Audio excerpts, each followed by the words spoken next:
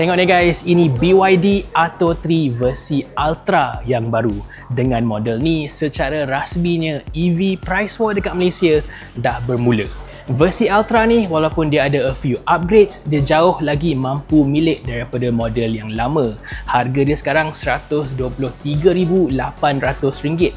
Tapi dia ada tambah lagi diskaun RM5,000. So sekarang RM118,800. Lagi murah daripada Proton EMAS 7. On top of all that, dia tambah lagi free service package selama 8 tahun. So right now, inilah dia EV yang paling berbaloi sekali in Malaysia. BYD Atto 3 ni first masuk Malaysia tahun 2022 dan dia terus jadi the best selling EV in our market. Lebih 6,500 unit dah terjual. Over the years, dia ada tambah banyak improvements based on customer punya feedback.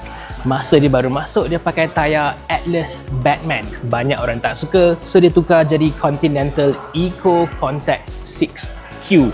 Yang ni jauh lagi bagus. Dekat belakang ni pun sama. Ada orang komplain dulu dia tulis Build Your Dreams panjang-panjang, nampak messy sangat. So dia tukar logo BYD, nampak lagi clean lah. Sekarang untuk versi Ultra yang baru ni, dia bagi rim design baru. Steel two-tone, nampak lagi smart.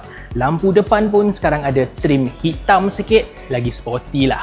Dekat dalam pula, the first version pakai warna putih dengan biru. Yang tu tak kena sangat lah dengan local taste orang Malaysia. So dia cepat-cepat tukar jadi warna dark blue dengan piping merah. Yang tu pun ada juga orang tak suka. So sekarang dia tukar lagi full black dengan piping warna hijau pula. Dan sekarang dia jadi proaktif sikit. Sebelum orang boleh komplain kerusi hitam jadi panas, dia tambah fungsi ventilated front seats. Perfect lah untuk kita punya weather. Pintu ni pun dia tukar sikit. String gitar ni dulu bright red, sekarang full black. Lagi subtle lah. Skrin tengah je ni dari start pun memang dah cukup besar. Plus boleh pusing lagi.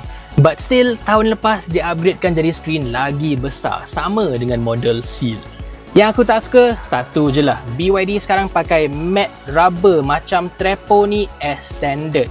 Yang ni nampak aftermarket sikit lah. Carpet yang biasa dulu tu lagi cantik kot. The rest of the car, dia punya power, performance, battery size dengan range pun semua lebih kurang sama je dengan Proton EMAS 7. The only difference is Proton tu lagi baru, nampak lagi fresh lah. Tapi yang ni lagi murah sekarang. Tapi kena cakap juga, ini bukan the latest version tau. Dekat China dah ada satu lagi facelift. So ini dia guys, BYD Atto 3 Ultra. Korang pilih kereta ni ke Proton EMAS? Tulis kat bawah.